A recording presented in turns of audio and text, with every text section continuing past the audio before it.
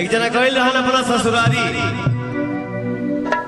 ससुरारी गई बड़े तो साली फरमाइश कर दिए जीजा जी हई ले आती हौ ले आती हई ले आती हौ ले आती। जब ले आओ तो ना खड़ा धर दिया छोट होता तो बड़ होता छोट होता तो बड़ होता। वाह एक दिन ले उनका फरमाइश के सामान जीजा जी कहले कि आज तो तारा पहले रही के पड़ी। कैसे कहता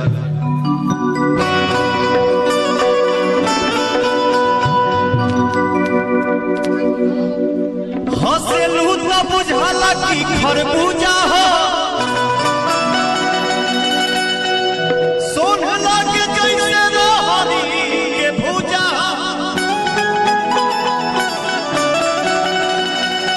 तू हमरा के कोई विधा कमरल तो हम तो के कुछो ना बोलनी। जब हम तहरा के तनी मुनी छू देनी तो कहलू कि बड़ा काबे होता। कहले है जीजा जी पूछी तो कहे कि साइज बाओगे। यहाँ एक कहानी है आई ना आई देख ली टोके।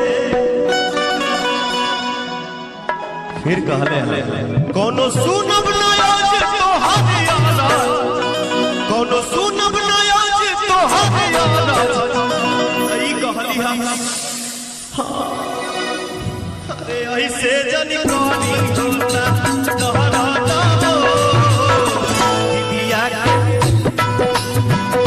ऐसे जनी कोनी होता तोहरा नाम दिया के।